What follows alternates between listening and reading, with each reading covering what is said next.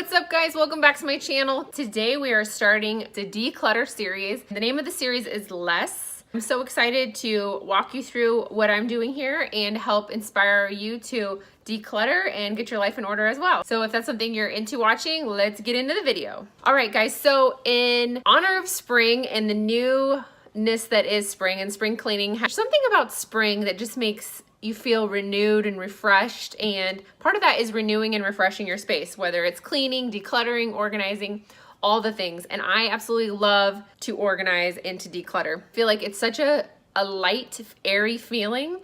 And so that's what's inspired me to start this series with you. Over the next couple weeks, we're gonna tackle areas of the house and areas in our schedule, in our homes, just all different stuff.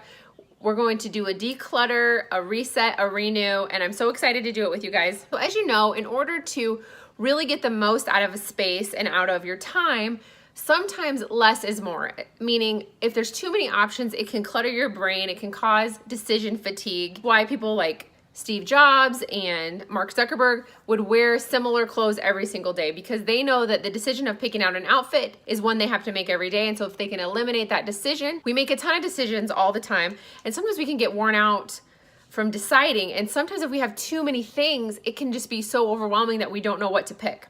So what I decided to do is I wanted to start this declutter series partially in honor of Marie Kondo. If you guys haven't read The Magical Power of Tidying Up, it's an amazing book. If you're not into books, she also has a Netflix series, Tidying Up with Marie Kondo. And it's a great system that she has, and it's a great series. It's very motivational.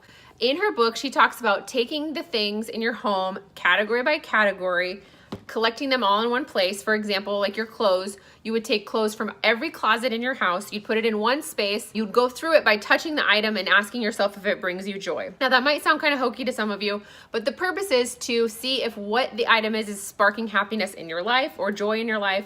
And if it's not, then you're going to disregard it and get rid of it. This is a great concept, and I love the fact that she has you go through things by categories and not by rooms, because especially if you're a collector or someone that doesn't have time to declutter often, you might have stuff stuffed in your closet and other areas of the house. So it forces you to really take inventory of what you have and then forces you to go through it. I would love to take a week off of work, send my family away, and go through our house room category by category, room by room, but that's not gonna happen.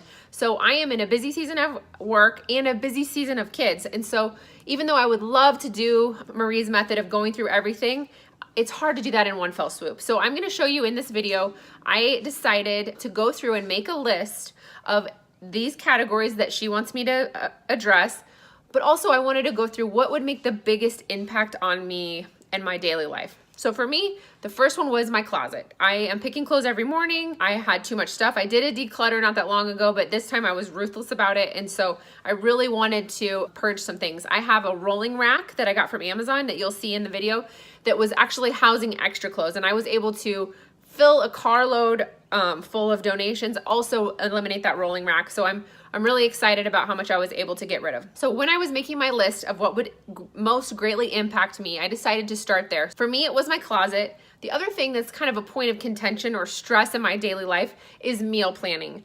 Dinner is just always an issue. Like sometimes we're traveling, sometimes we're trying to, my husband and I are trying to eat keto, but we're also trying to feed very active teenagers. And so it's just always kind of a point of contention. And I was just feeling like I was wasting food, wasting money. So my closet was the first on my list. The next was my fridge and freezer and sort of pantry, because I wanted to really be able to see what I had and eat through some of that food so that it wasn't going bad and wasting, and also to be more efficient with my grocery list so that I wasn't buying things that I didn't need. And so I'm gonna show you both of those in this video, my closet and my freezer. That was where I started. But I'm so excited to go through week by week with you the different areas of our house. The things that I'm gonna be working on for next week is a digital declutter. When I'm uploading videos, and also I'm a real estate agent, so I have a lot of files on my computer, it can slow things down and it can make my daily life more stressful. So I know if I take the time to go through and purge some of these items, I'm gonna have less decision fatigue and I'm gonna be able to be more efficient with my time. I know it's so hard to carve out time when you're already busy schedule to do things like this, but I can tell you the cost is so worth the reward. Not only is it going to save you money because you're not going to be buying items that you don't need, and when you do your closet, you can kind of see if there's items that you wish you had more of that would inspire you, or things that you're like, okay, I don't need to buy jeans ever again. So things like that. So it's going to save you money. It's going to save you time, obviously, because you're not digging and hunting. You can see what you have and go right for the item that you're looking for. So that's the second thing it's going to help you with. It's also going to freeing up that decision fatigue is crucial if you're trying to be more relaxed, more creative, or have more fun. Because if you're bogged down mentally, it's really hard to turn on your brain to be creative. Have you ever had a day where you made a ton of decisions and you get home and you're just like, I'm done. I don't know what I'm gonna eat. I can't make any more decisions. I'm done. So if you can systemize some of these things in your life, especially the boring things like picking out your clothes in the morning or thawing out whatever for dinner, that's gonna free up the space in your mind to really dive into other things that are going to move your business forward and move you forward towards your goals. Maybe free up some time so you can do some hobbies. I know a lot of people wish they had more time to read or exercise. Now, if we eliminate some of this stupid stuff, we can make time for the important stuff. So I'm super excited. When you're deciding to go through this declutter with me, you can go video by video and do what I'm doing if that's helpful to you. I feel like the things I'm addressing first are very common items that give people stress. But if you want to sit down and make your own list and say, okay, what is really stressing me out? Is it getting ready in the morning? Is it my makeup and bathroom setup? Is it my car because I'm always in my car? Is it my workspace? Whatever is the biggest annoyance and giving you the most trouble during the day, that's what I want you to tackle first, because that feeling and reward is going to be so great. It's going to help carry you through to organize the other items. Another thing I'm going to do in these videos for you is I'm going to show you how I use inexpensive items from the Dollar Tree to help purge, organize, and declutter. So it's going to be great, guys. It's going to be awesome. I'm going to save you money, time, stress, and I'm going to show you inexpensive ways to get your life together. So I'm so excited. I'm going to show you some video of what I've done so far this week. I can't wait to do this with you. Okay, so when you're going through this process, you're gonna see me take all of the clothes out, and I'm just taking inventory of all the clothes from all the closets, from the bedrooms, from my closet, from storage, and I'm gonna put them all on my bed. And I'm gonna go through all of those items one by one. And how I'm gonna do it is, obviously I'm gonna do like Marie Kondo, where I'm gonna see if it brings me joy, but I'm also gonna create a pile of clothes I wanna try on, because there are some clothes that bring me great joy until they all of a sudden are on my body, and then the joy is gone and it's like, what the heck is this? So I created piles for Goodwill, things I wanted to give away to friends or family, another pile for things I wanted to sell, and then a fourth pile of things I needed to try on. This helped me to move quickly, and then when I was in the try on phase, I could just quickly zip through each piece item and then put them where they need to go. Another thing I did that was helpful, because I knew I wasn't going to be able to get this all done in one day, is I kind of went in zones. So that way I could get rid of things and put them into boxes and bags and in my car and garage. That way, even though, you know, my family is still, you know, using the space and I'm still using the space, so I couldn't designate a room just filled with my clothes for 3 days. So I went in zones.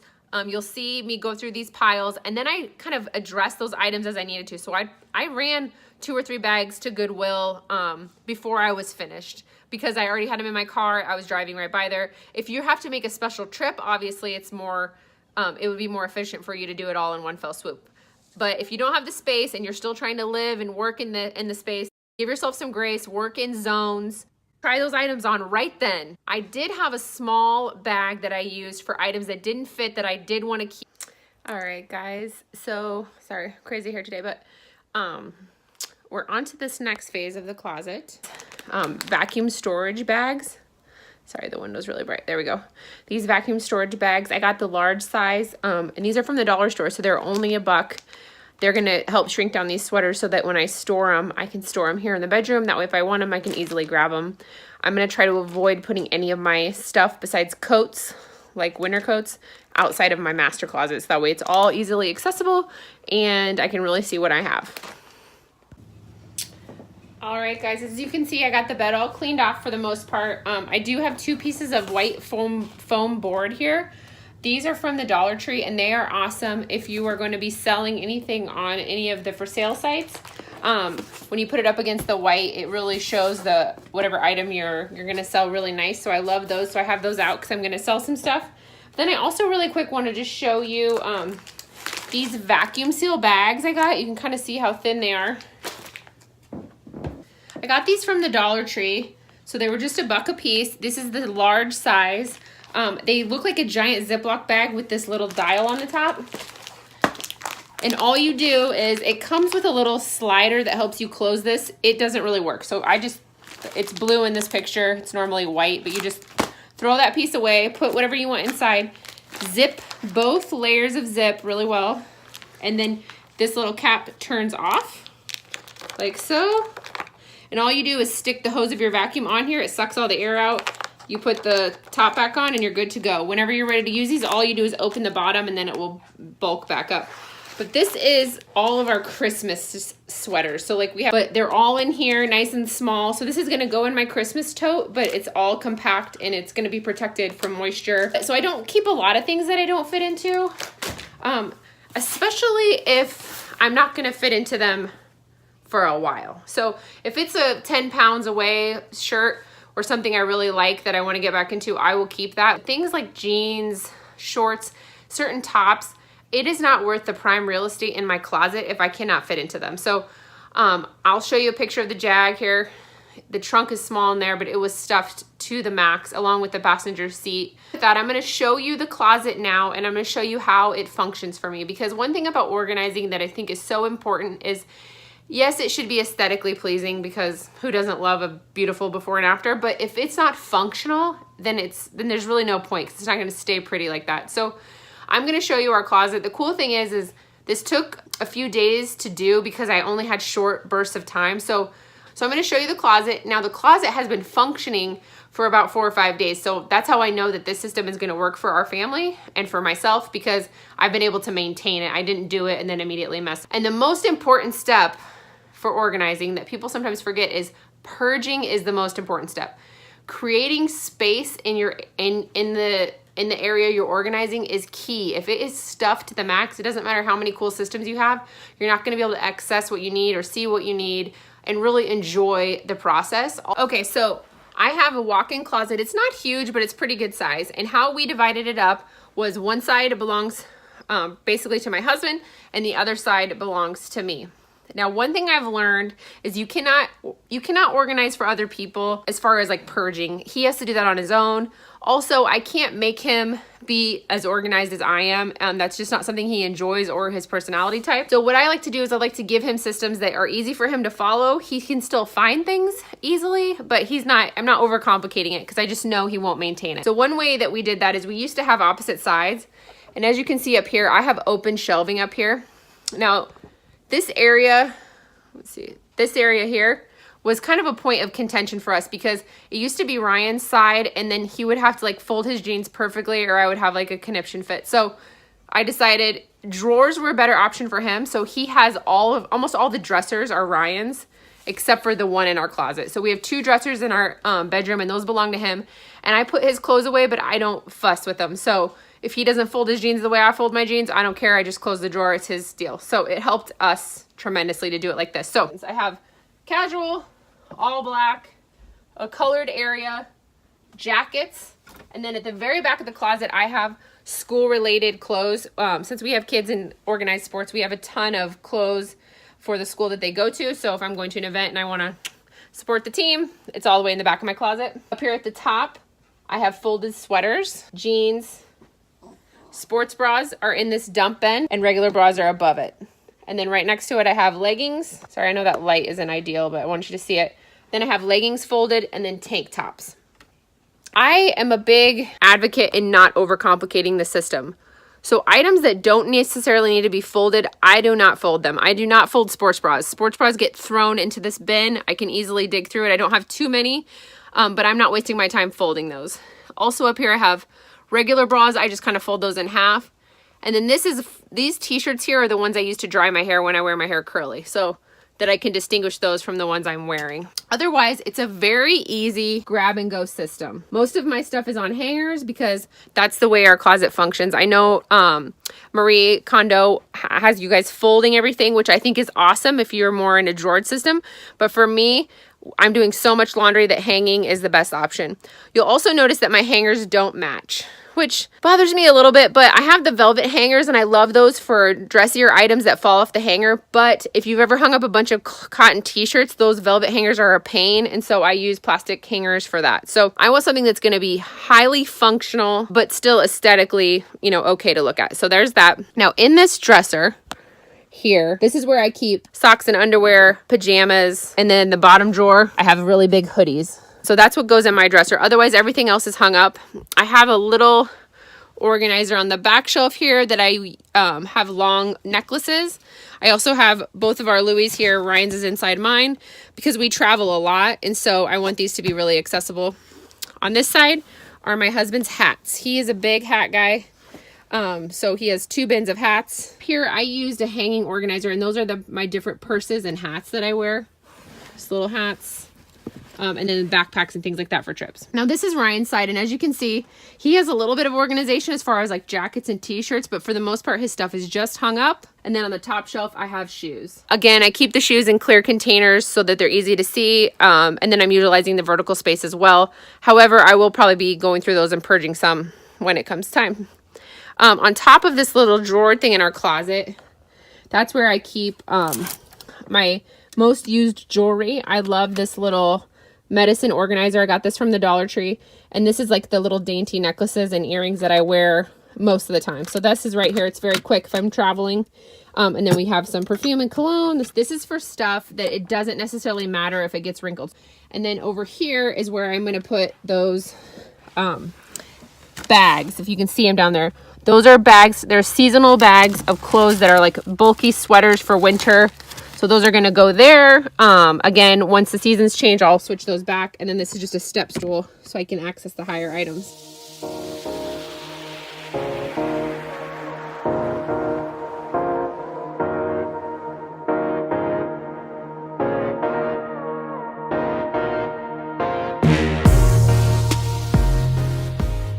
So if the system is too overwhelming, it's kind of defeating the purpose. It's supposed to make your life easier, not harder. So that's a peek into my closet. The next thing that we're going to do is the freezer.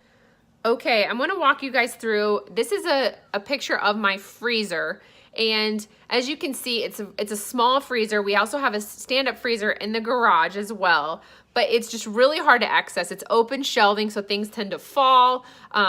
And it just, we were not utilizing the space well. So what I decided to do is I decided to categorize what we had in the freezer and fill these Dollar Tree bins. It was awesome because they fit perfectly. They actually fit like shelves in there, so it worked out nicely. So I categorized these bins with our most used items like smoothies, vegetables, meats, things like that.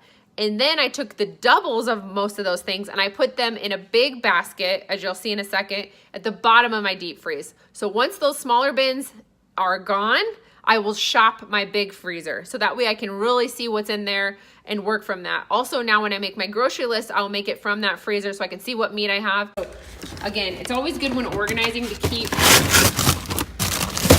items that you're gonna access a lot easy to grab. They don't really need anything underneath, so it works out great because I'll have easy access to those items. Thank you so much for taking the time to click on this video. If you like videos like this, don't forget to give it a thumbs up. Don't forget to subscribe so you never miss a video with me again. Thanks so much for watching. I am taking all the things that I purged from my closet, and I thought, you know, I'm gonna try to sell some of these items at like a resale shop. I do not have good luck on the Facebook for sale group, the dimensions of the shirt and everything, and I can't with the for sale groups. So I decided I was gonna drive in, and it's been so long since I've sold anything to a consignment shop because normally I just give the clothes away to like friends and family or to Goodwill. So I thought I'll just take them into like Plato's Closet. That's the place near my house, well, the closest place to my house that I thought would be good. And I get in there and she's looking through my clothes and she is like, excuse me, ma'am, keep in mind this girl's like 17 years old. She's like, I think you might have a better look at our sister store across the street here. It's for more mature styles. And I was like, okay. She's like, we're more like we're more like a teen brand. We like teen brands. And I was like, well, yeah, obviously I'm not wearing teen brands, but thanks for making me feel like I'm 100.